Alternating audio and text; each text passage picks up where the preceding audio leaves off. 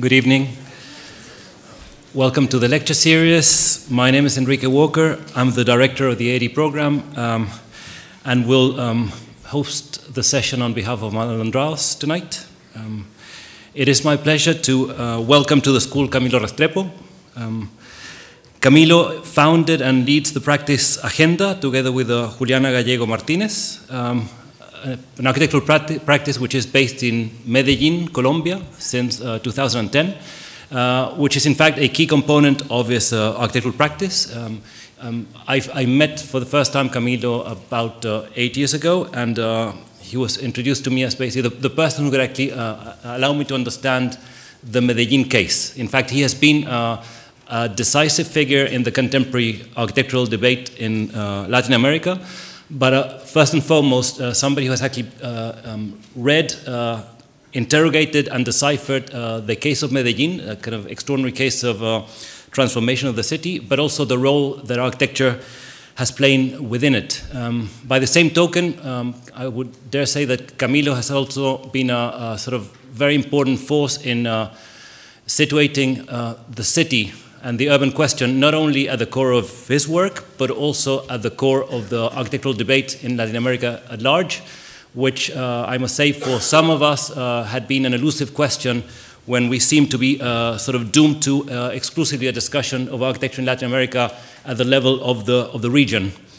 More recently, Camilo has addressed other cliches of Latin American architecture, such as the tropics, which has also been the topic that he has addressed in the recent studios he has conducted at the GSD, which I had the pleasure to attend as a juror. So it is, in fact, my pleasure to welcome Camilo to the school and a privilege to have the chance to continue the conversation with him following his lecture. So please help me welcome Camilo Restrepo.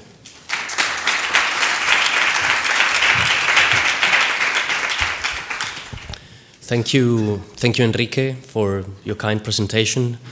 I'm very glad to be here joining you today. Thank you to the school, to Amal, for bringing me here and speak and share some thoughts with you. I would like to begin with a very brief description of the territory where we perform architecture, since we believe that architecture is a description of the territory. It allows things to collide, to coincide within the architecture: culture, social conditions, disciplinary questions, climate, etc. So we believe that strongly architecture is displayed as a meeting point. It's an optimistic performance. Architecture is optimistic. Architects, we are optimistic because we bring this idea of transformation, of imagining things that previously didn't thought were possible. We believe architecture can have this power of changing, redescribing things as it used to be. It has this ability to redescribe reality. This is the territory where we live in. This is Colombia. This is the Caribbean Ocean, Pacific Ocean, and Medellin, it's somewhere else here. This is our state, and Medellin is the capital. The state, it's called Antioquia. And it's very interesting to see this map because it brings us the configuration of the geography. Geography is very important for us because it's not also the surface, how it's covered the territory, but also creates a very particular case of relating with nature and relating with the resources that are available. Medellin is here in the middle of a plateau, and we have a condition of tropical weather of 1,400 meters above sea level. This is Medellin by night, 25 kilometers long by pretty much 16 kilometers wide. And we have these different conditions of urbanization, going from informal settlements to more rigid, the heritage of the Spanish tradition of the grid, plus very different variations of historical interpretations of grids during the modern era between the 30s and 40s. This is a view from the north looking to the south. So you see the configuration of the city, a very narrow valley. Around here it's 2,300 meters above sea level. Here it's around 1,500 meters above sea level. So we have a very dynamic climate moving between 18 degrees Celsius to 30 degrees during whole year round. We have no seasons, so in that sense, tropic it's very boring because we only have or rain or sunny days, and that creates a very interesting case on how architecture performs under these circumstances. This is a view from the south, so you see all this industrialization along the river and how this gap in the city is defined by this peripheral line that the river creates. It's not used for boats. It's simply let's call it a ditch of 60 meters depth. So we see all these different types of urbanization, the tower, the modern tower, residential towers from the 70s, 80s, and contemporary towers, colliding with these informal settlements that go all around the valley, and all this force of nature that drives, which is the space that it's in between us. A couple of images of the transformation of Medellin of the last 12 years. This is the metro cable going into the northern part of the city, before and after of different social housing projects that were performed by the government. Before and after also of this requalification of the public space and through the system of infrastructure, but also how architecture plays this role of giving social value to the relation between architecture and the people. Another one of before and after, how this tissue of public space begins to create this space between the houses and the monuments, let's say in a Rossi way, how this the creation of these monuments that bring people that drive attention in like a primary element, but also at the same time, all this informal housing that needs to be performed or needs to be re-engaged, needs to be still affected by these logics of politics. So we have done this small canopy here in the Botanic Garden. It's the canopy for the flower exhibition of the Orchideorama, as we call it. All this area became transformed in the last 14 years. All this is informal settlements with more than 1 million inhabitants. And all this has become like the northern part of the center of the northern part of the city through all these social infrastructure projects. I will go into it in a couple of minutes. But first, I would also like to describe the rural settlements, the rural environment that we have to deal with. So how architecture, in this kind of record image that I showed at the beginning, how architecture moves from the R to the U, from the rural to the urban constantly, and how architecture needs to ask questions and respond to this condition in a very different sense. It's not the same to intervene the urban realm with architecture tools, with the architecture discipline, or intervene the rural area or the rural domain with the architecture discipline and its tools.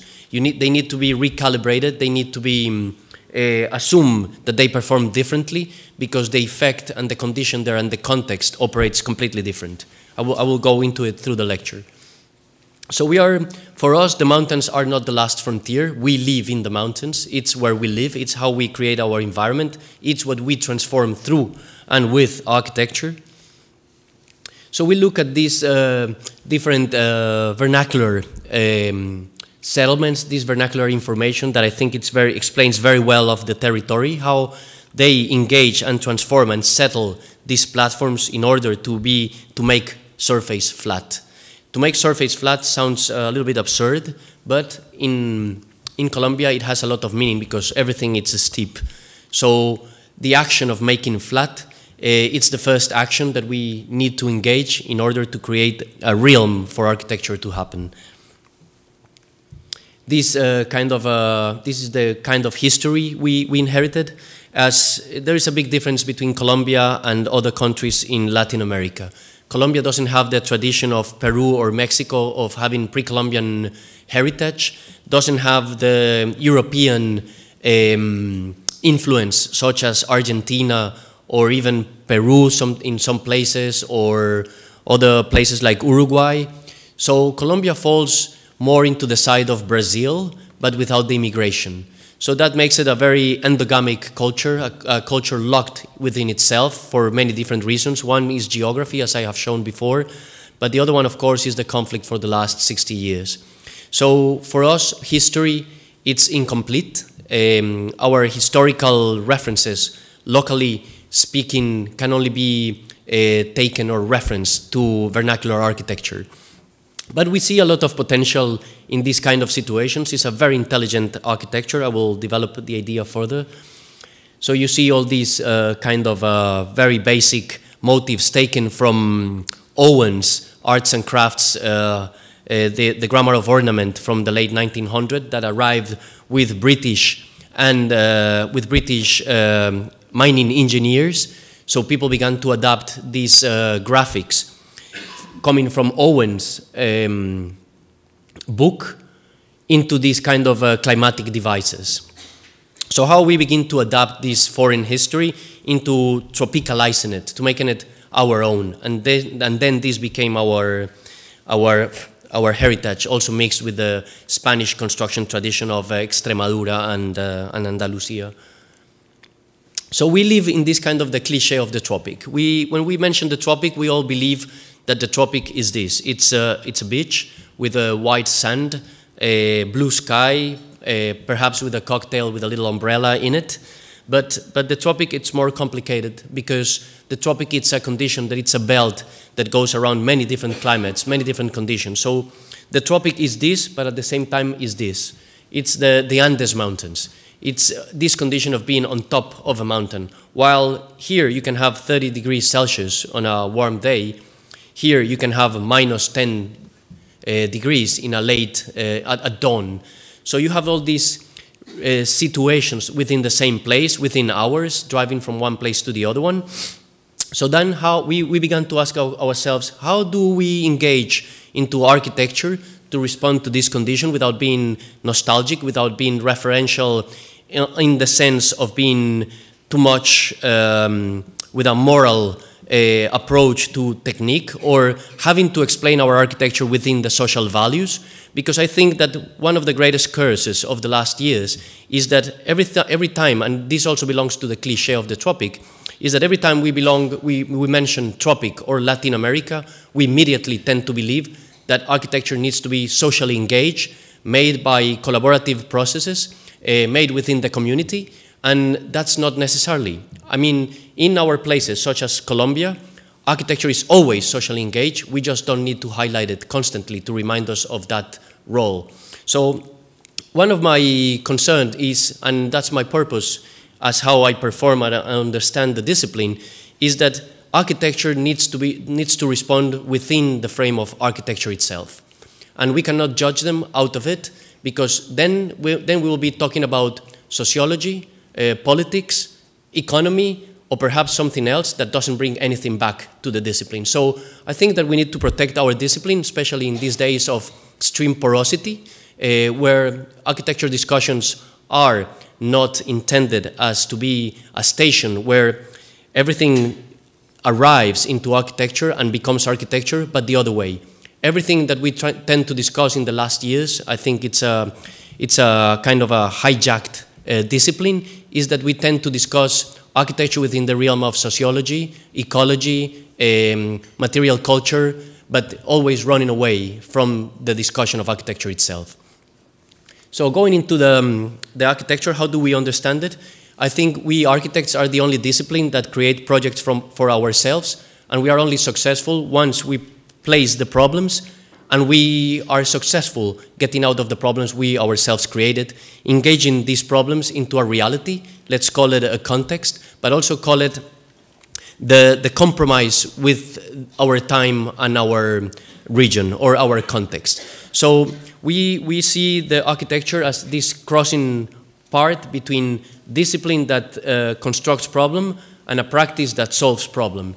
So this is our curse. We have to respond for very precise needs of clients, local conditions, etc. But at the same time, we have to move our limit of the discipline a bit forward to make ourselves necessary.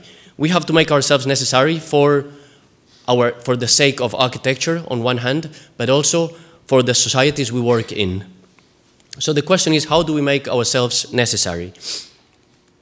So I go to a very particular drawing from Loger,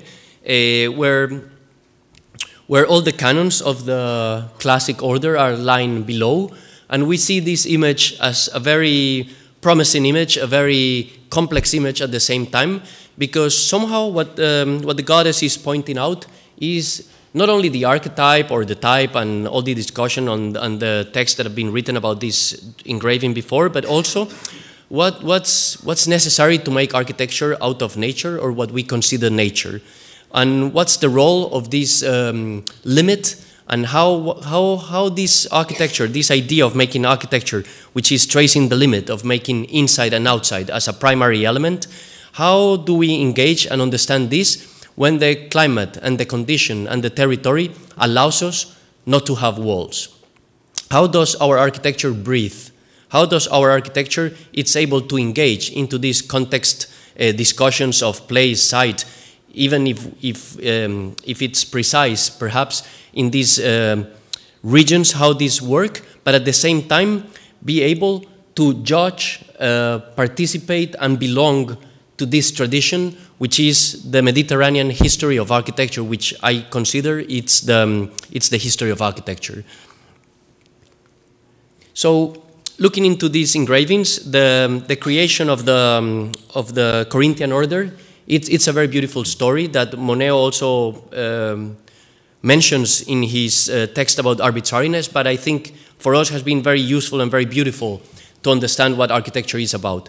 The legend or the story tells that a princess or a noble girl died, and a friend wanted to pay homage to her, and brought a basket weaved by hand, made out of fibers, put a clay lid on top of it, and then place it beside an acanthus plant. Then the acanthus grew up in a very arbitrary way, of course, and created, and it was of such beauty and proportions that then the Corinthian order was then established. For us, it's a beautiful condition because it's this relation between what's made by hand, what's made by heat. Architecture, it's a mineral way of organizing matter, and that can be done and explained by the clay. But also at the same time, it's what it's between all of us, which is not graspable, it's not describable, but makes us able to relate differently, to understand what is our position not only in the world, but among ourselves, related with what we called nature. So then these constructions begin to evolve in a way unprecedented that we cannot explain, and then it becomes uncertain in the sense that that order that architecture plays, it's a temporary order, and we like and understand and will all the time for these kind of temporary orders. Architecture is a temporary order of space. So for the first project I'm going to show you, it's an exhibition we did last year in Liga. Liga, it's a great architecture gallery in Mexico City. So the first thing we engaged with, it was called Tropical Canonical. Also, how we can create an order out of the tropic to explain a temporary condition made of the tropic. How could we take the tropic to Mexico City and be understood as such? So the first thing that we were looking at were these images taken by Camilo Echavarria. Camilo Echavarria, it's an artist from Medellin, and he goes around taking pictures, and then he assembles new pictures out of it. So none of these landscapes are real. For instance, this snowy mountain here, it's Mount Fiji. So he creates this atmosphere and creates this new image that doesn't exist, but explains very well the tropic. Explains very well this condition of the horizon that I will call the modern architecture. Modern architecture is more near the idea of the desert because the horizon is extremely important, this relation with depth with a line. But on the other hand, the tropic has a very different kind of space. It's a space that is made by layers. It's made like the jungle. It's a layered space. That within the same plane, you have very different sizes of things that tell you very different things. In other words, it's a narrative made of layers. So this image also by Camilo can have this kind of a very big detail of a leaf, but at the same time the depth of the accumulation of many leaves and many details that come together. Or this drawing by Abel Rodriguez. He is an indigenous artist from Colombia that it's beautiful in the sense that explains the forest, not because of the trees, but because of the leaves of the trees. So that gives us a very different relation with scale, a very different relation of depth with the space, and the detail becomes the most important part on how to construct the whole. How this homogeneous, we can construct the whole from two perspectives. On one hand, we construct the whole departing from the homogeneity of the elements, or we can construct the whole of the heterogeneity of the parts. And I think in the topic, in this idea, these worlds collide in a very interesting way, giving us a very different sense of how we move in space. What's the threshold? What's the limit? What's the line? What's the border? And how ambiguous the elements become. So we were looking at Fischli on Weiss with the images of the flowers and the gardens, of how all these overlaying of different scales and images were giving us a very different sense of space, a very different sense of scale. We were looking at Thomas Struth, also images of the forest, of the rainforest, pretty much into the same line of Camilo Echavarria. And then we wanted to put together two places that for us have a lot of meaning. One is the garden of our office, which is in this picture, and the other one is the garden of our house. So how could we brought a place that didn't exist in Mexico for the same experience, or at least to try to recall that experience and make it happening very far in a very different way, but mediated by the power of architecture. So we were looking first at the dioramas. Dioramas were these, it was a kind of a pre-photographic experience of space, where they printed into silk images of travels of the travelers of the 19th century, while it was being lit behind with candles, and they were moving and moving these screens to make a kind of animated landscape. So we thought that this kind of narrative of the late 18th and 19th century was very important for us, in the sense that describe our territory from a very, let's say, a Humboldt way of looking into nature, that for us, not having a heritage of built heritage, we could use it as a tool to describe our own territory, and with it, the atmosphere that we wanted to create. Then we thought also that we could have a kind of hidden layer of history of what the city is. And Medellin was a textile city, a textile productive city for many years. This is one of the textile companies in the early 20th century. So that was another reason on why wouldn't we use a textile that speaks for our city, that speaks for our history, and then begin to use history and understand history in a very open way. Let's slow down for a while and think that there is a very big difference and a beauty about it in the history of architecture, which is that history of architecture, it's an open book that we, no matter where we come from, we can write, participate, read, and understand, and then we feel it belongs to us, while the history of nations only has meaning for a person that it's originated or comes from that place. That creates a very different idea of narrative and a relation with history, because what I'm saying, somehow what I'm suggesting, is that history of architecture can be modified, and no matter what happens, we will feel it belongs to us. It gives us reasons to do the things we do. It allows us to use the material of somebody else, no matter where it comes from, and then we can use it to our own benefit. And then we are able to rewrite a narrative that perhaps enters the realm of reality. And then we could claim, as many authors do, that reality or truth is what we made out of it. So we wanted to use also the reference of Mies van der Rohe of Café Samtunzijde in Berlin, like how these elements were able to create a logic of architecture. All these textile soft borders were defining a very different relation with space, very mysteriously, very awkward in the logic of modern architecture, but pretty much into Mies's logic of ambiguity and undefined borders. And then we had this affection for Sonsvik Pavilion from Aldo van Eyck, that we thought, what happens if we put all these things together into this small space of 16 square meters in Mexico City, and we use the floor plan of Van Eyck.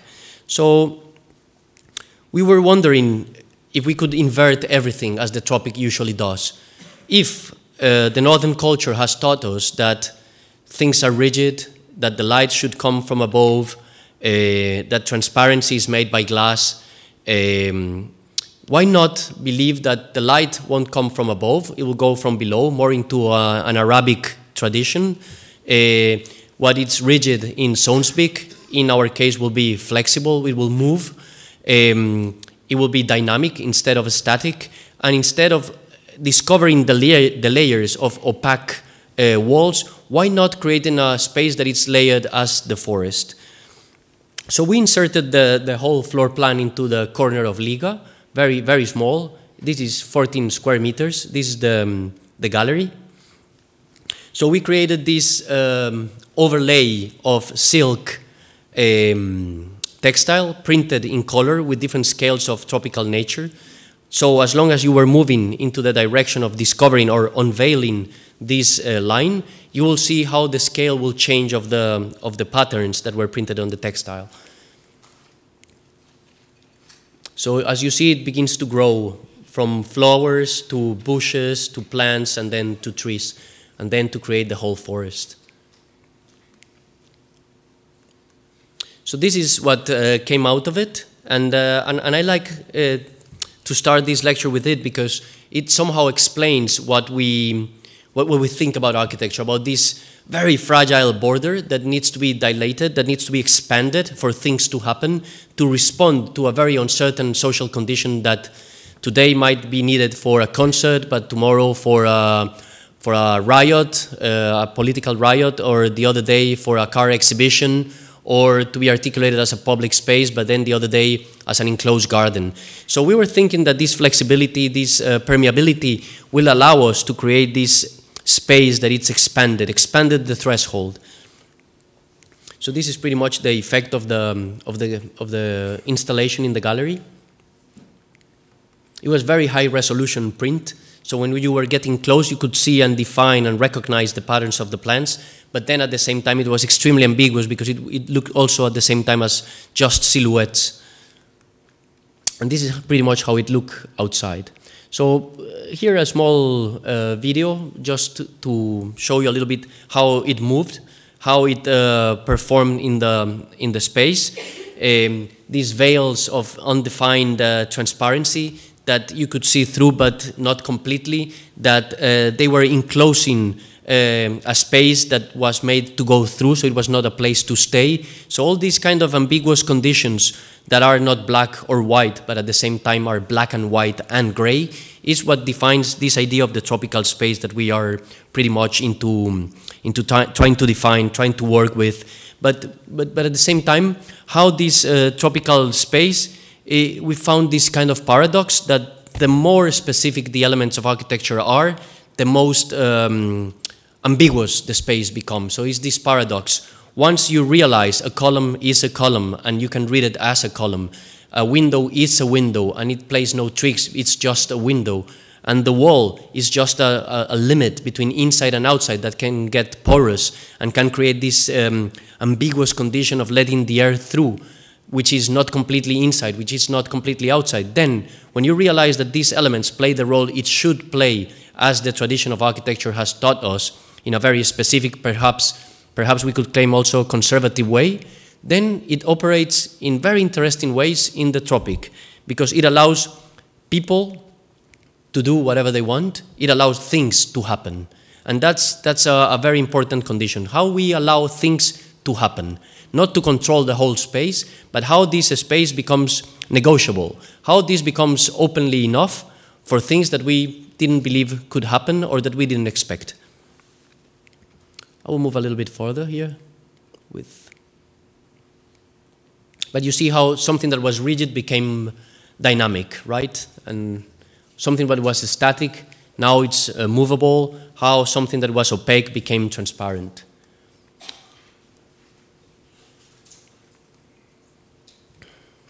The next project, it's pretty much into the same logic. It's the Chicago Architecture Biennial. 2017, make new history. What's the topic of the biennial? So in the same way of trying to understand or make history ours, we were thinking, why not take a look at the curtain wall by Mies? So we were thinking that this ambiguous idea of the words that curtain wall can mean two things at the same time, one, a misunderstanding, of course, and one, the understanding of it, could make a lot of sense. So we thought, why not try to create the effect, the opposite effect of a curtain wall in the northern hemisphere, which is that instead of letting the air out, we will let the air in. Everything that happens outside, we will bring it in. So instead of creating this limit, we will make it as porous as possible to connect with the outside. So, misunderstanding the curtain wall from Mies, we thought, okay, Mies also played with curtains, not only made of glass and iron as the constructive system, but also as his curtains in Barcelona Pavilion and Samtun Zaide, as I showed before. And then we bumped into this wonderful image from the Tugendhat house. So we thought, why not make this effect happen for real? For real and for false, in the sense that why don't we try to create a space as if all the nature has become the imprint of the materials, but they are as artificial as possible.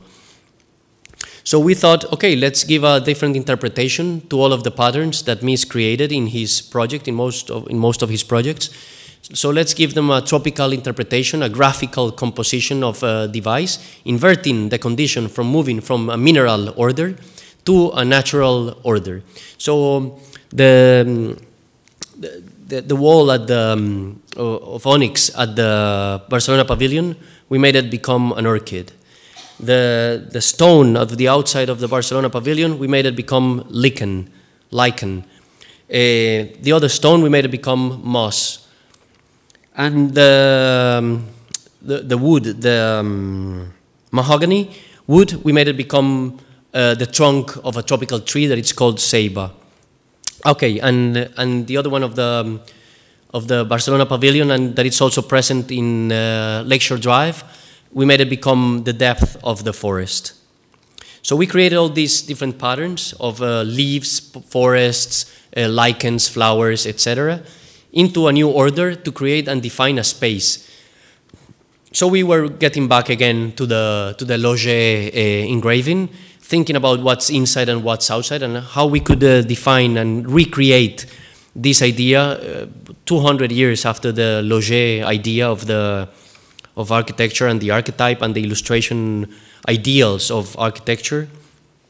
So we invited Camilo Echavarria, the photographer, to take some pictures of the coffee growing region in Medellin, which is 1 hour, 2 hours from Medellin, 100 kilometers, where we made a building for processing coffee that I'm showing.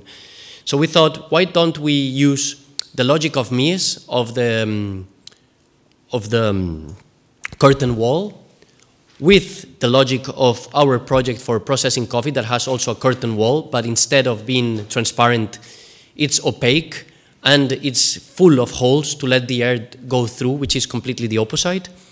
And at the same time, let's invite Camilo to create a narrative of the site, of that context, and put all these things together. So we invite Camilo Echavarria to take these photos, and another Camilo Echeverri, to take photos of our project. So it was a Camilo's collaboration, and this is the images that Camilo found. This is one of these small huts that are used for people to wait coffee before they sell it to a provider. And we thought, okay, let's bring the relations, and they will come together once they are there. So this is one of the images. Then also the image of the Farnsworth House under construction. These elements, these primary elements, also in relationship with these two other images that I showed before. Then this vernacular architecture to dry coffee.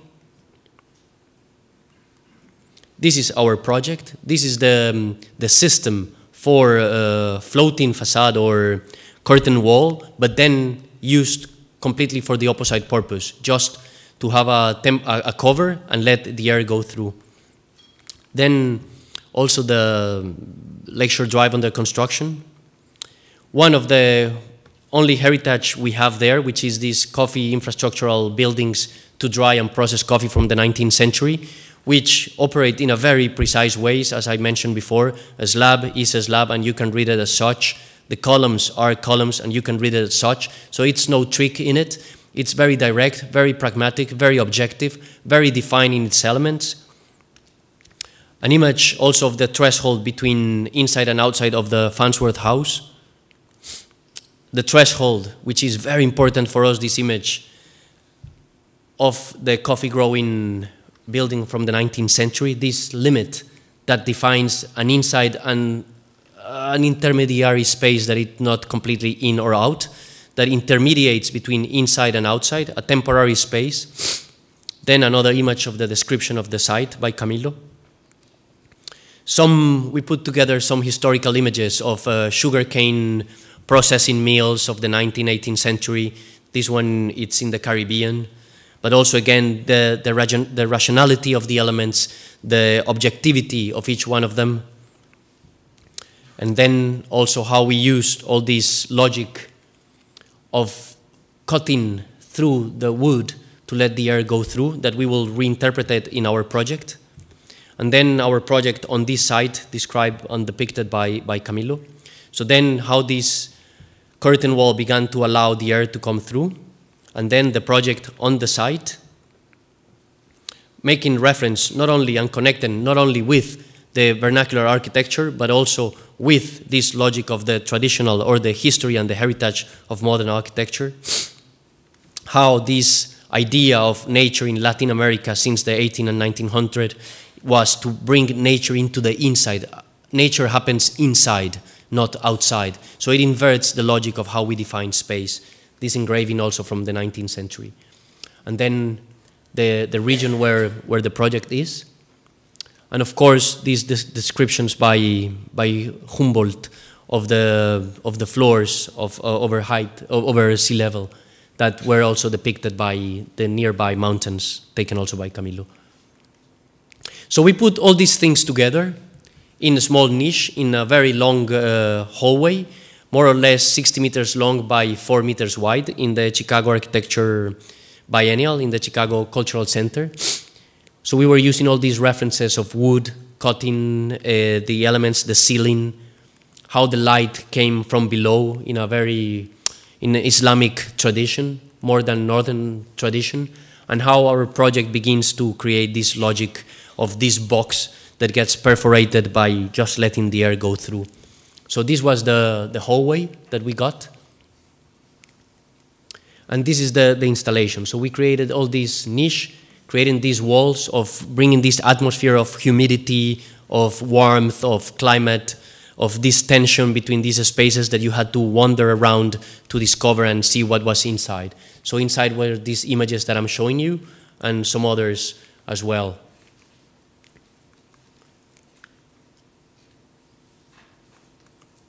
So we were putting into contradiction many historical images from vernacular architecture that has no pedigree, that nobody knows who did it, but at the same time contrasting with this logic, this rationale brought by Mies, especially being in Chicago and especially having the chance of bringing this ambiguity to tropical architecture through the modern masters.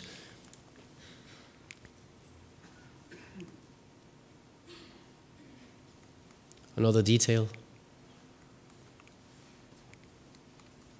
Okay, so entering into the project of the community coffee mill, it's a box, as simple as that, of 66 meters long by 38 meters wide. It's to process coffee. That means that once the cherry gets taken out of the tree, the cherry is the red thing. Inside it's a nut. The nut is the one that goes to roasting, and it's the one we drink, let's say. So the process here, it's between grabbing the cherry and drying it, and then taking the nut to a roasting company. So it's all this in-between process. So the box has all these machines to dry, to wash, to ferment the coffee. All this happens here in a linear process that I'm not gonna go into the detail of it. And then we talk with the client.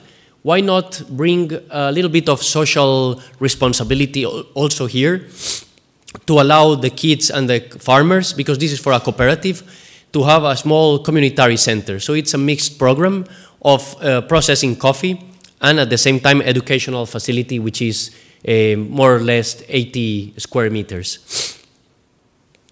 So the process is very simple. The coffee arrives in a truck here, gets down, gets washed, then they take the peel off and goes into a compost pile. Then the nut gets into water for 12 hours, then it gets washed again, and then it gets dried in an oven. That's pretty much what the program is about. So this is the main hall of the warehouse, and this is where all the compost goes in beside it. So the section was very simple. This is pretty much 14 meters with a roof supported by this beam. This is around 3 meters 50, and we created a device for all the air to let in, because since the oven, the process of drying the machine implies oven, so therefore implies heat, and therefore it goes with a steam. 65% of the component of the bean, of the cherry, it's water. So inside this is a steam machine. So we needed to get rid of the steam very quick. So we open here the facade below for the cold air to go up, and we open it in the top for the steam to go out. So we also wanted to take advantage of that to create a spatial effect that will be more dramatic and will also create an atmosphere inside of it. So this is the location of the building. This is for 1,200 families, located, as I mentioned, 100 kilometers southeast from Medellin. A very simple structure, a block with 3 layers of perforations. This is made of of concrete with a color and fiberglass, so they are lighter. This is the process of ensembling, putting them into this curtain wall, hanging them one by one. We chose this material in prefab because of the difficulty of bringing supplies to this area, so it was easier to produce all this and bring it there. We are committed with the materiality of our projects for 2 reasons. One, we are committed and understand that labor is completely limited, so we don't want or we don't need to try to create something out of the blue that nobody can build, but also at the same time, we tend to move between this kind of idea of stereotomy and tectonic idea of architecture, because I guess these 2 conditions of space relate very differently according to the climate or the condition where it is settled. This is the project outside. This is the compost. So we engraved all some of the panels with these kind of motifs coming from this reinterpretation of history made by the people in this area, thanks to the books brought by the mining engineers in the 19th century, coming from the Grammar of Ornament by Owen. So we created these panels. The one on top with this kind of diamond shape for the air to go out. And these ones engraved with all these graphic representation, this ornament of what is already in these towns around around the project. A very simple structure, very rational, I will say, and with this kind of effects to the inside. Joints and construction detailing was very simple. It's basically a mesh, a grid of steel structure covered with concrete panels, as simple as it could be.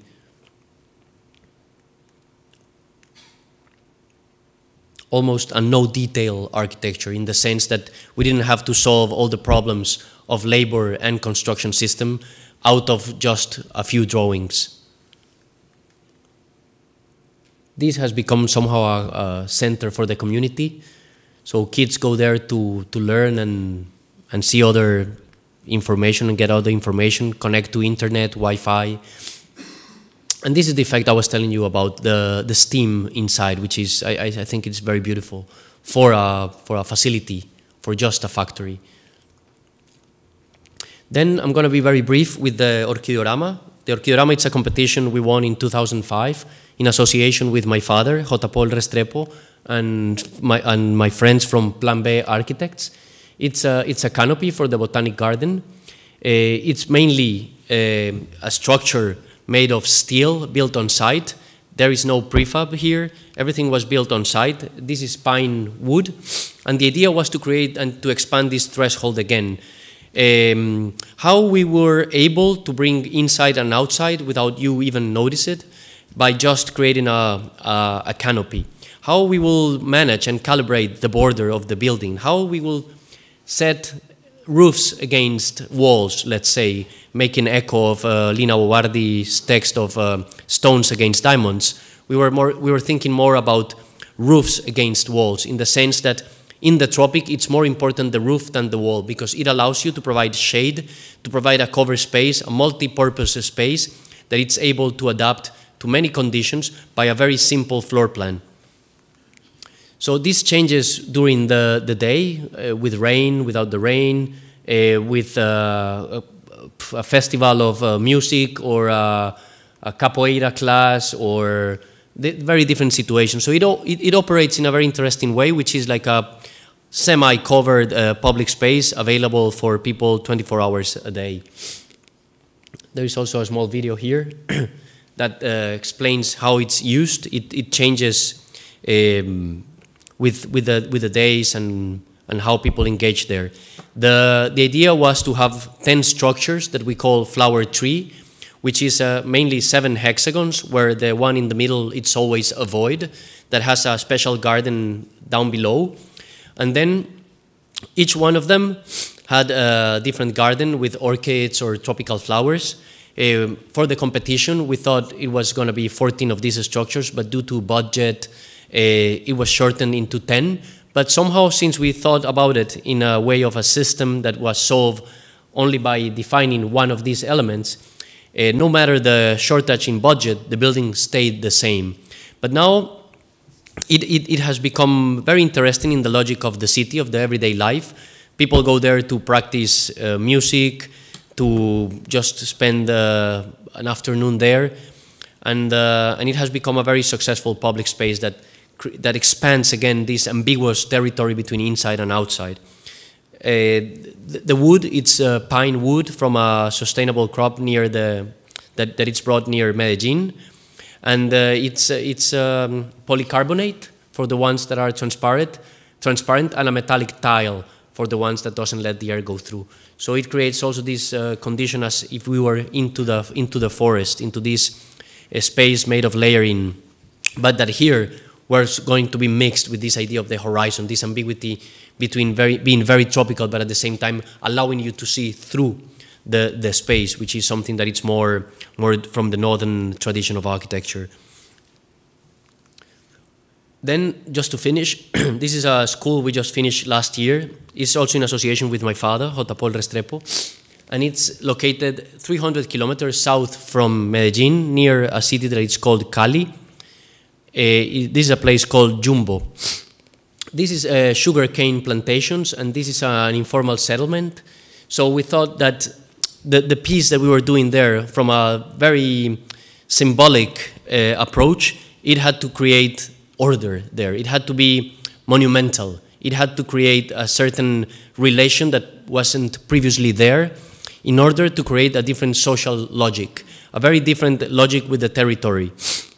So the project, it's mainly a box, again, a square, a cube, that tries to keep only one material in a very monolithic condition, also making echo of this povera, let's say, condition of just having to cast one material, having to deal only with one condition, but at the same time have the strength of the tectonic as if it was arising from the geology that was present there. This is the site, a very complicated site, because it has 16 contours from here to here. That means 16 meters from this point to this point, sorry. And then also onto this side, it was the previous school. So they had to work almost on top of the school without stopping classes. And then from here to here, it also goes down like 8 meters. All these houses here are invading the site illegally. So they had to take care of all the neighbors.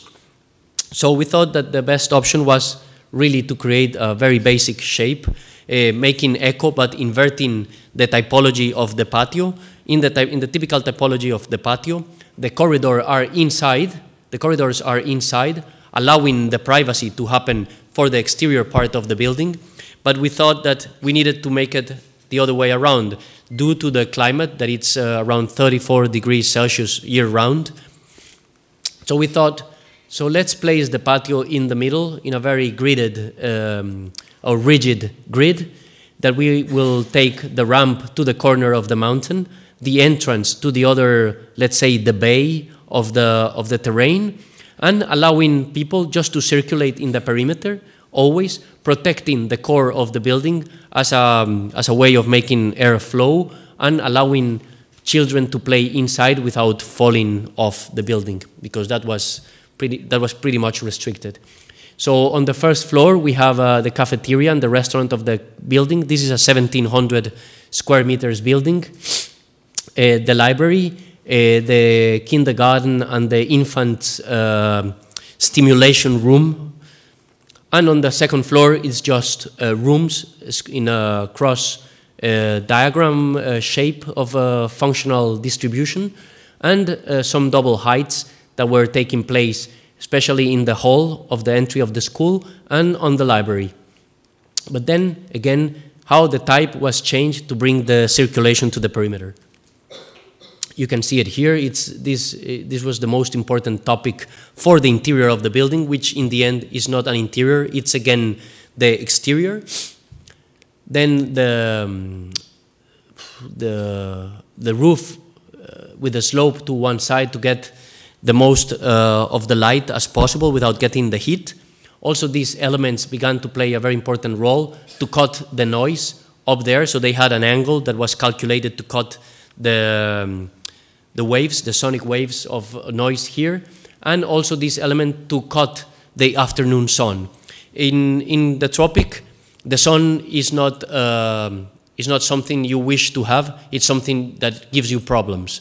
So somehow you are protecting all the time from the sun.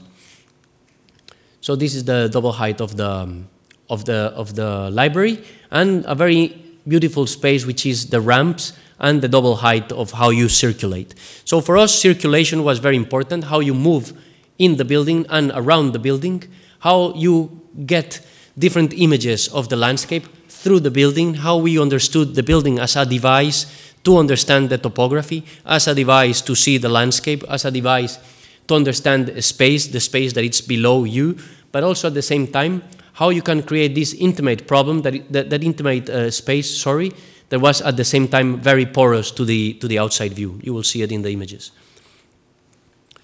So we made this monolithic idea of models casted in concrete, a very rigid, very rational, very monumental, orthogonal, very architectonic stamina presence into the site, just with a cut to allow the sun to be cut by this perimeter, but at the same time to have and spend most of the time around the school, not inside of the rooms. In that sense, people will learn through the halls, will be likely to spend more time in the perimeter than inside the classes, just with a few details to cut and edit and do a kind of an addition of the landscape through the building that you will see in the images. So this is the presence of the building in top of the mountain, pretty much like a temple, a monument in top of the neighborhood. This is the materiality, reddish, yellowish concrete, using the sand from the site, which is this color. Very rough in its definition. Also at the same time making echo of this threshold that I showed before in the project from the 19th century, which is, I think, a very good description of how the tropic is defined in its conditional, on its spatial condition, how you begin to see this huge balcony over the valley, how a typology that it's always used for one or two people to get together, which is the balcony, then becomes the whole balcony. Then a space which is to move around becomes a space to be in. So it begins to cut all these perspectives from the outside to mark stuff or things that happen outside, while it creates a very precise order on the side, but at the same time a very ambiguous relation within inside and outside. This huge balcony for the community and for the people. How the restaurant operates between these two spaces. This is looking into the courtyard. This is looking out into the view. Then the double height of a very precise spatial condition. One vertical, one horizontal space condition with the light, with the proper light to see without needing to turn on the lights. And then these small devices to cut the landscape that it's outside. All these elements to protect from falling. This is, you will see it in another image, it's 8 or 10 meters above the ground in this place. So all these small elements that begin to play a kind of ornament, dealing with elements from the history of architecture, like making a little bit of a homage here to Marcel Breuer. But the ramp again coming up, coming down of these very well lit elements and the light going through around. And how could you see through this layered space, which is pretty much this, how you could see many layers of space within the same device. The courtyard again, with the elements to cut the noise and the sun at a certain time of the day. And this glimpse of this little,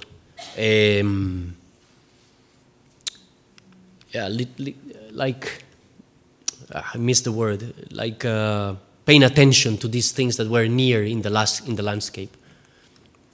How it got cut. You see the materiality, it's very rough. It's extremely rough because labor doesn't give you more than that. So we were thinking about, if it's going to be rough, let's make it very, very rough. So making use of the resource of the handmade as a quality and not as a problem. We cannot pretend to build as if we were Swiss. So you see, this is the difference of level here. And yeah, I mean about the Swiss thing, because when you go to Switzerland, you feel so bad. You see these concretes and they are all smooth, precise. They really feel like concrete, no?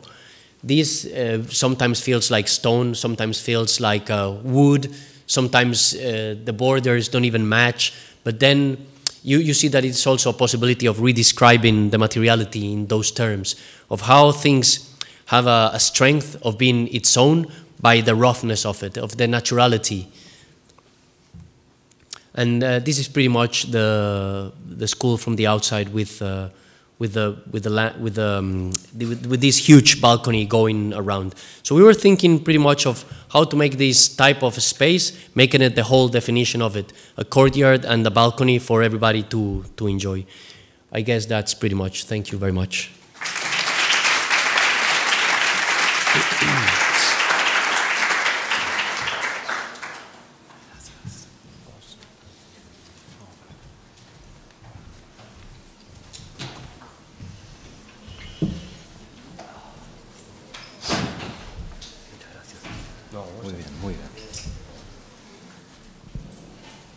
Siempre hay alguna gente que sé qué parte al terminar, pero es un hábito.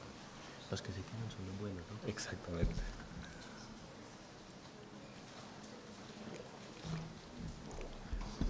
Thank you very much. Is it working? Yeah, it is. Thank you very much for your lecture, Camilo. It's always a pleasure to hear and also to have the chance to continue the conversation. I'd like to go to basically address some of the various practices that you engage. Your lecture was more focused on practice, but I'd like to also go back to some of the other practices that you've engaged since the beginning, whether it's basically engaging architecture as a thinker, writer, as a teacher, and in fact as a designer. It's absolutely true that the first time I heard about you was when probably 2011, 12, I had learned about the case of Medellin, and I asked a few people to learn more about it, and everyone basically pointed to you, saying, well, Camilo Restrepo is the person you have to talk to, basically. He was the one who sort of had been discussing the topic, examining it, describing it, and in fact you lectured extensively on it, and that's in fact how we met. So I would say that basically for you were sort of on the younger side of the Medellin experiment, and you became in fact the protagonist by virtue of examining it. So it was very refreshing to me, precisely, and we've shared this, because basically for many of us, the sort of discussion in Latin America was traditionally reduced to the question of the region. In fact, as you discussed, Switzerland. It's not through the question of the city, and it was refreshing to see that basically Medellin was taking hold of the conversation at the level of the city. So you basically very much define a sort of agenda work by discussing Medellin. So I'd like to basically ask you at this stage, when you're basically more focused on practice, and practice has its own, let's say, condition that usually takes you to the questions that are driven by the very projects that you are asked to address. I would like to ask, in which way are you basically now engaging questions that were opened by you about the city, as you engage basically design, and more openly the question of practice? Mm-hmm. It's not an easy question, but I guess we have moved for the last years in a very unexpected direction, I would say. I didn't expect to move toward the topics that I'm interested in right now. But I realized that we were able to make the city new somehow, but we don't know anything about its past. And somehow, while a lot of territories have been activated due to the peace process, we have discovered a lot of regions, rural regions, even the wilderness, that have a lot of heritage, that now it's endangered. Somehow, what has happened is that from one day to the other one, pretty much like that, a veil fell, which was the conflict, in the sense, I mean, I'm not saying the conflict disappeared, but somehow a lot of territories that were completely abandoned were available to be visited. And then when you begin to go there, you see a lot of protected heritage due to violence, paradoxically, which is this rural frontier that opened.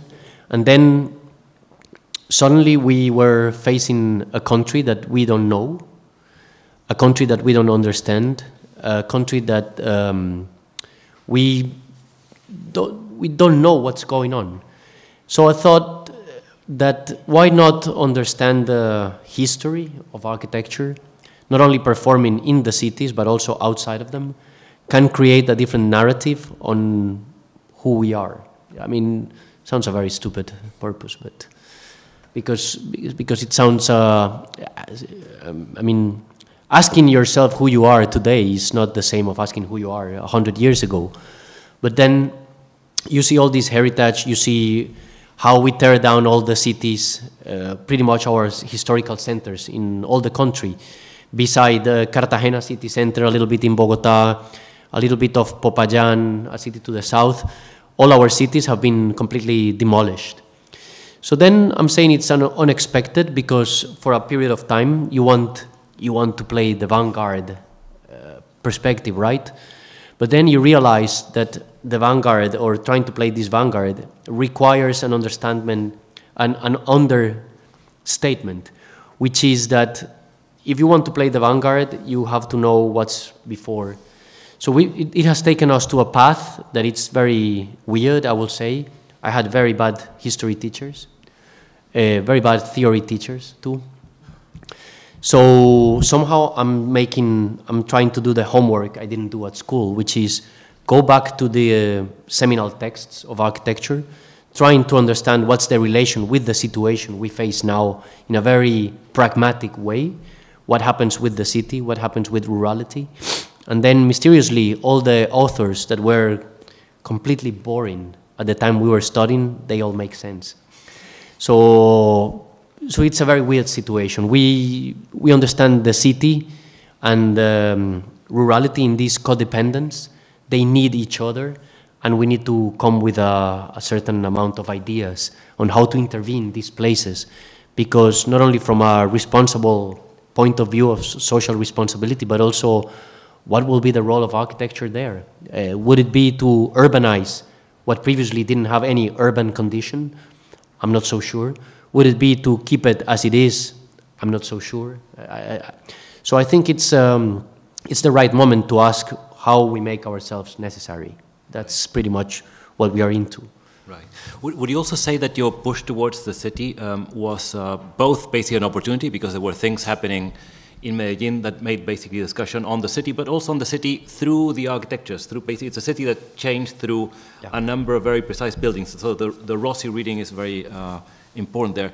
But would you say that was a component, or also, as we've discussed, you're moving away from the traditional reading of South American architecture as regional? Yes. In fact, it was a sort of a pitfall that for many, many years, South American architects could not discuss anything but the region. So to what extent would you say you were aiming at one or the other? Yes, I think that Latin America has had two very bad, well, not two very bad, but two situations that have not well fitted into the condition of architecture itself.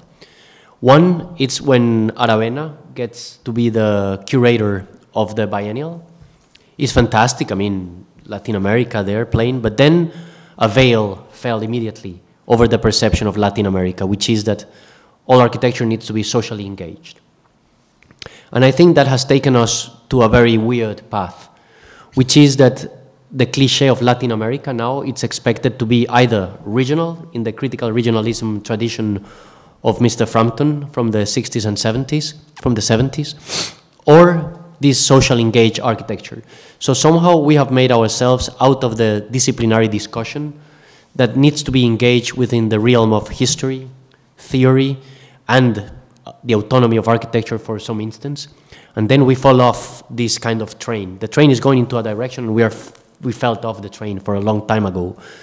So how to create a narrative of your work, of your responsible commitment with your context, of course, but at the same time be able to play the game of the disciplinary thoughts that need to be discussed at the same time. Because in the end, when we jump off the train and we believe that architecture is about social responsibility only, which is in fact a big deal of it, then sociologists, anthropologists, or whoever speaks on the name of architecture within that frame can do the work better than us.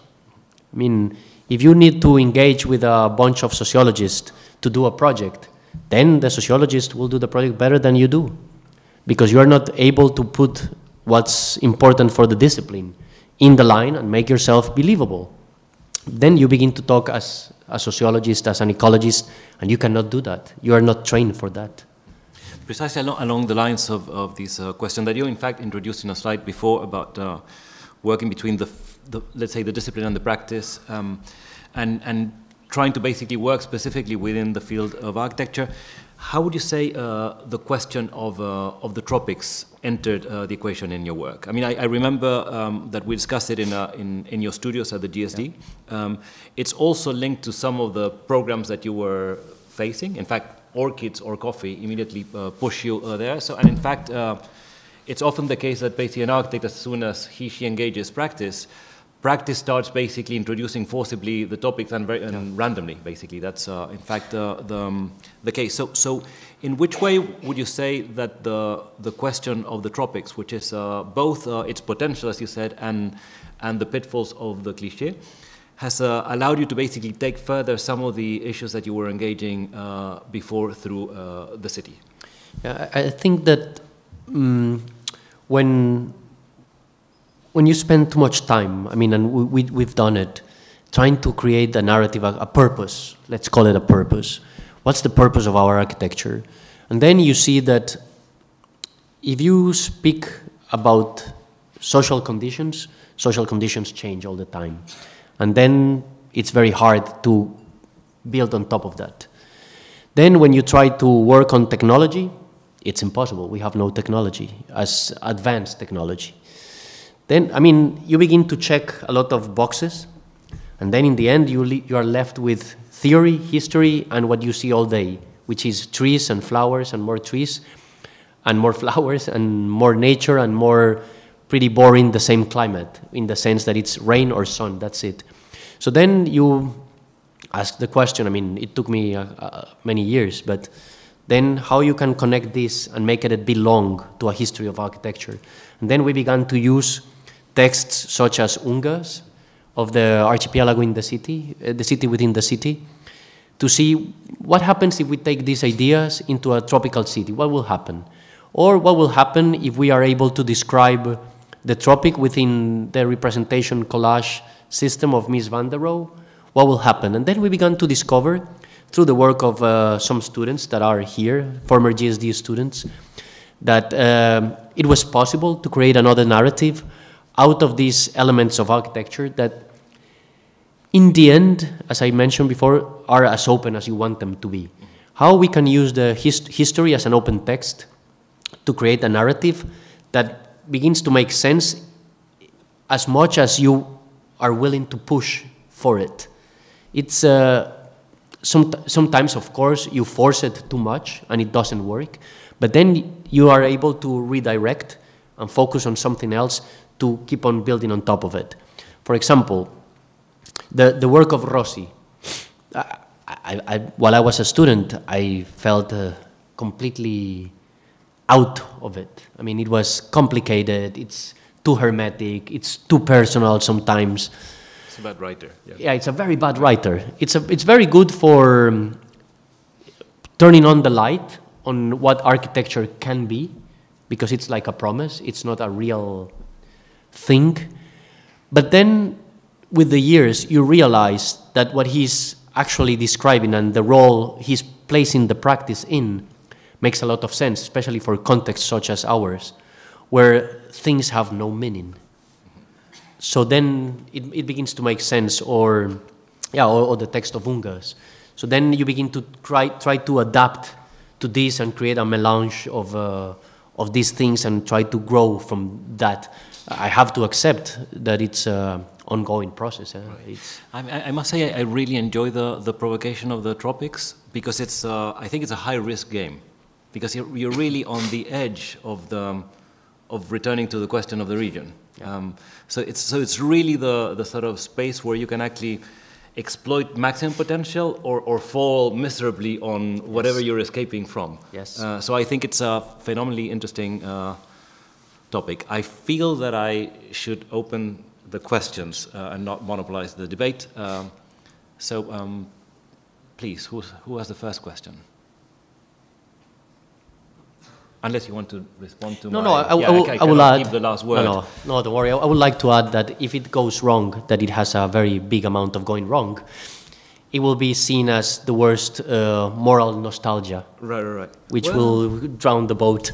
I think it would be interesting to see where it intersects again the questions of the city. Yeah.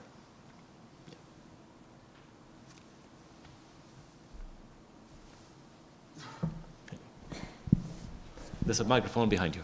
Thank you. Hi, thank you for the great lecture, for coming. I want to ask a question about the references that you mentioned throughout the lecture.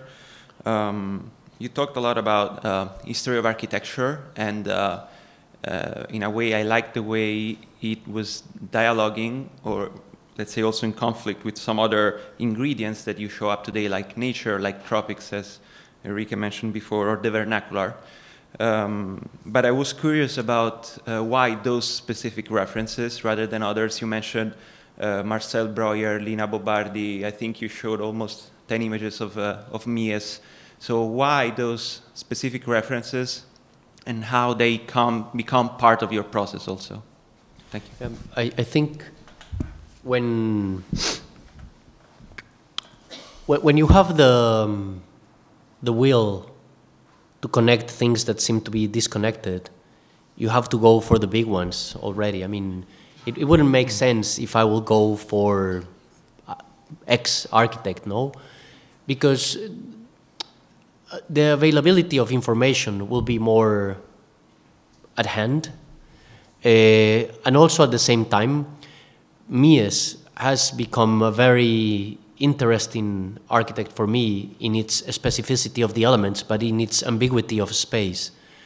Visiting some of the projects, you realize and you question yourself how such very precise elements create such ambiguous space that you cannot describe formally, in the sense that you read the floor plan and you see the section and it doesn't match. It doesn't correspond in the way, for example, a section by Aldo Rossi will correspond with the floor plan. They are basically the same. In Mies, it's not the same. And once you visit the place, it's completely something else. So I was wondering, why not go for these kind of experiments? I mean, I would say our work in that sense is quite experimental, on trying to bring something out of the blue sometimes. But at the same time, since you don't have any reference of historical heritage, it's very hard to create a narrative when you don't have history. If you go a couple of weeks ago, I was in Madrid and in Switzerland, and the whole city is a museum for good and bad. Also in Switzerland, the whole country is a museum for good and bad. You see this building and you have a reference why it happened. It has a lineage. This guy made it because he worked with this and this and this, and there is a chain of information that goes from one generation to the other one. I'm sorry to say what I'm about to say, but we are just a bunch of bastards. We have no masters, unfortunately. So each one of us has to invent a wheel somehow in a profession that has hundreds of wheels. So we spend too much time trying to learn from somebody that is around, which is not around. I mean, if you go to Spain, for sure you work for, or at a certain moment work for Juan and Iñaki, and then for Alejandro de la Sota, and then you can go back 200 or 300 years. If you go to Colombia, you work for, I don't know, you never work for somebody, and that's a problem. That's a problem from the discipline, for the cultural responsibility of the discipline, and for the environment. So going back to the question, I'm going too far, but going back there, I thought, okay, if we don't have any masters, let's use the masters that history tells us that are the masters, and trying to learn from them, even from books.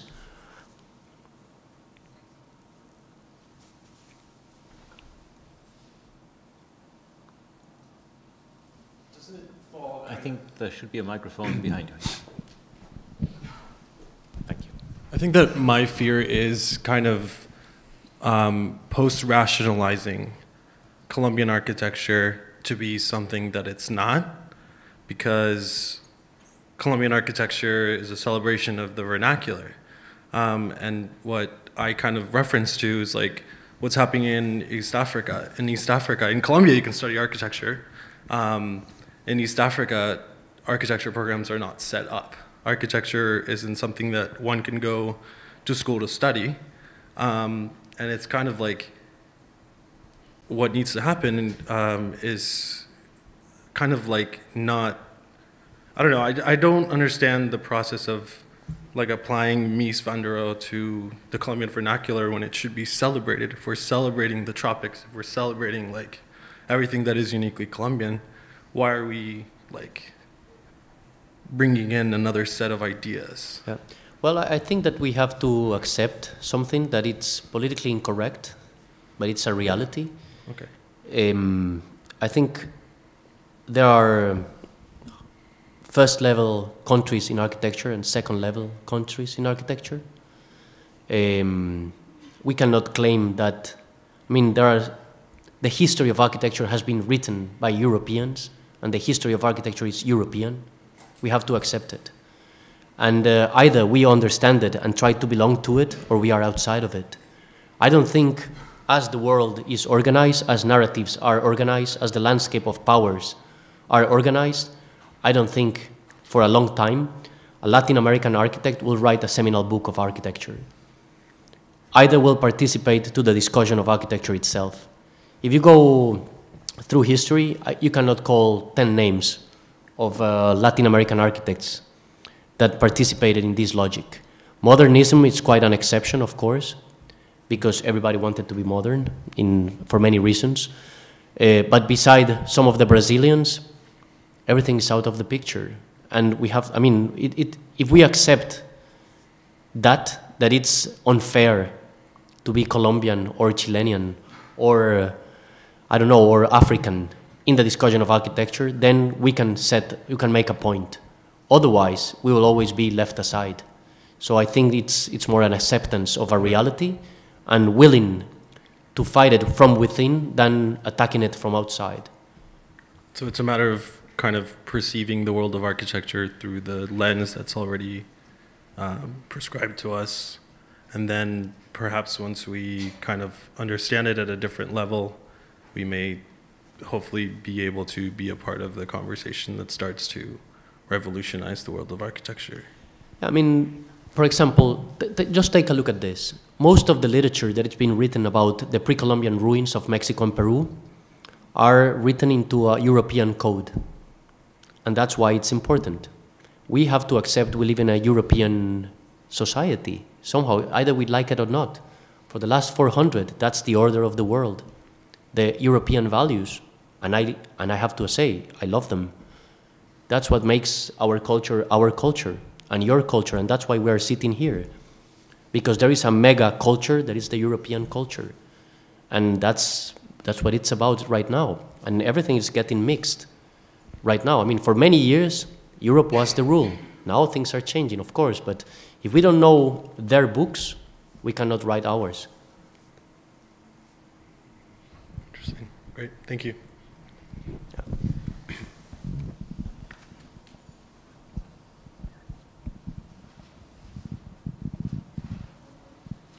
Well, one more. Let me see. Yeah, there's one question at the back. Oh, two. Sorry.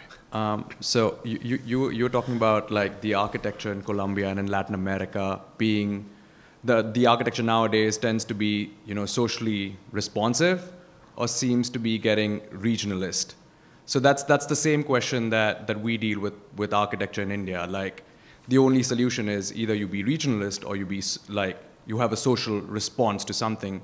So what do you think is the next step forward? Like how do you break away from this? Yeah, I think that's why, I think you described the situation very well between these two sides. So that's why I want to be disciplinary driven first. Okay. If I cannot engage into disciplinary questions, then I fall into one of these buckets, as much as I try hard not to. But I guess that for many in your mind, when somebody tells you, okay, architecture from Latin America, you expect an Aravena situation or one of these things, and I think that it's fantastic that these people exist, that they create the projects they do, but we cannot play the same, I'm not able to play that game. So that's why I try to go disciplinary to the core of it, with the risk of burn and fail, but but I'm trying. Okay. I think that the question you're claiming is more, rather than a, let's say, you're not questioning socially responsible architecture or regional architecture, but the cliches that usually are going hand in hand with many of them. Yeah. So I think that's basically what I would say is where you frame the discussion. That's true, and it's more contextual to like third world countries. So that's what, like, maybe that's where the question's coming from. Or again, sorry? No, the response of architecture is more third world, where you try to be socially responsive, or you try to be regionalist. So like, can discipline drive the architecture in those regions? Yeah. Or is it like, do you think there's something else to it? No, I think that by force, every project we do or we are engaged, it's socially driven. But I don't feel comfortable highlighting that because because it's not necessarily. I mean, I like to be measured and have the discussion within the disciplinary boundary of it, not within the morality or the compromise of how responsible we are with the people that it's around. I mean, we are absolutely responsible. We try to do our best to provide the best quality of architecture within the budget, respecting the client, respecting the local traditions, bringing everybody the best that we can do. But I would say it's unfair to try to present ourselves as a social liberator, as a Robin Hood in a way. Right. And I think that overflows the media right now, and that's not what we need, I guess. I guess that we need to make ourselves necessary from the points of view that I mentioned before, in the sense that you are able to provide a very good building, and that can be discussed as architecture, that, of course, provides a social service. But let's not discuss the social service in the way. Perfect. Thank you. Thank you.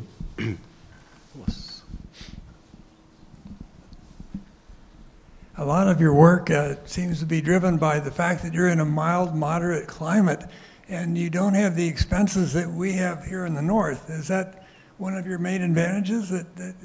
Or is there any limitation certain months of the year when basically some projects are less usable or something? You're right. I mean, I guess that's an advantage in the sense that we don't isolate walls. I mean, for us, a wall can be 10 centimeters wide, and that's pretty much everything. That gives us an advantage in the sense of dealing with the climate, but it's a disadvantage in how limited our material palette is. So we are pretty much boxed to use 2 or 3 materials because it's what you get, it's what it's available, it's what labor can make out of it. And in that sense, when you belong to a culture that has seasons, you have something that we don't have, which is planning. You have to plan for the winter, you have to plan for the fall, you have to plan for the summer, and we don't do it. Since we have the same climate all year round, 3 months rain, 3 months sun, 3 months rains again, 3 months rain again, and 3 months sun again, the building is pretty much the same. It's quite boring in that sense. But I guess it's an advantage in the sense that the elements that play the role there are very simple, and the code, it's very simple. I mean, from the perspective of liabilities, from the perspective of engineering, it's a very open practice and very free in that sense. And certainly none of the freeze thaw that we have up here in the north, I guess. No, not at all, not at all. If the temperature goes quite low, it will be 6 degrees, and it will be at dawn perhaps in Bogota, but where I come from, the average is 23 degrees all year round. So when it's cold, it's 14, and when it's warm, it's 30, something like that. So it's the same gap, let's say, the same, not the gap, the same line of temperature. It's very stable in that sense. So I think it's an advantage in the sense that you don't have to put too many things onto the architecture. I think we have time for one more question.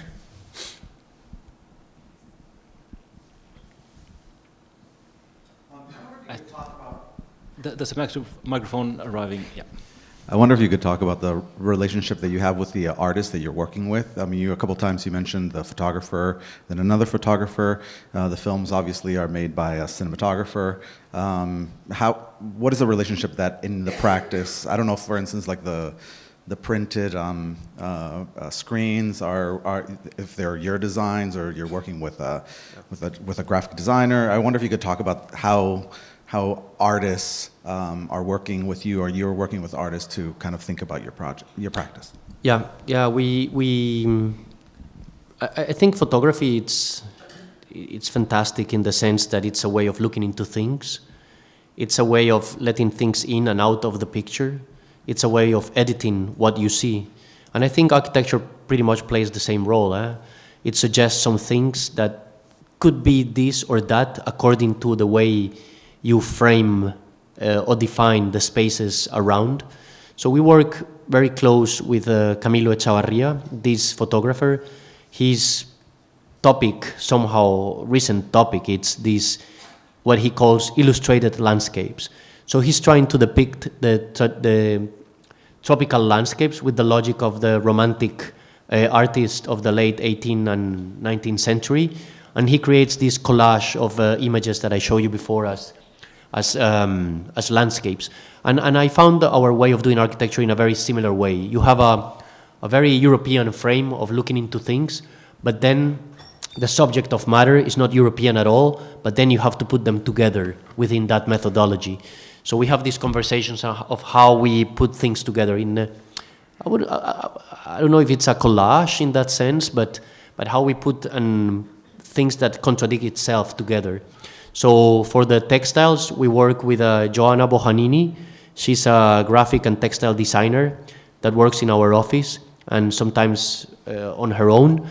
So we were selecting and taking all these pictures around our house, around the office, selecting them, classifying them, and making it work within an architecture dialogue, as if it was a piece of masonry cut out and mirrored and duplicated, copied, pasted different ways, composing an image out of it. And with Camilo Echeverri, the other architect, the other photographer, which happens to be an architect, we have a discussion about how do we engage into architecture as a cultural way of looking into things. Because in Colombia, architecture doesn't occupy the territory of museums or galleries.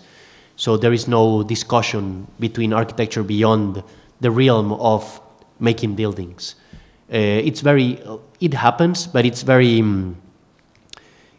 selective in the sense that once in a while, some architects, we get together, we have a conversation, we go to a dinner, but that's it.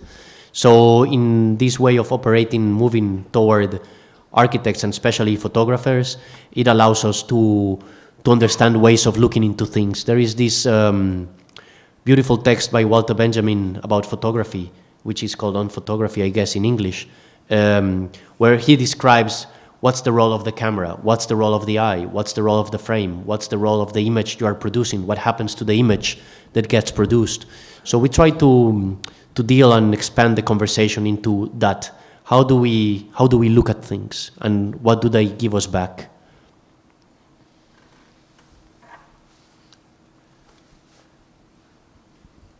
Yeah, want to take another one? Or? No. So I'd like to thank Camilo on behalf of the school for the lecture and for the pleasure of having a conversation as well. Thank you very much. Thank you, Enrique.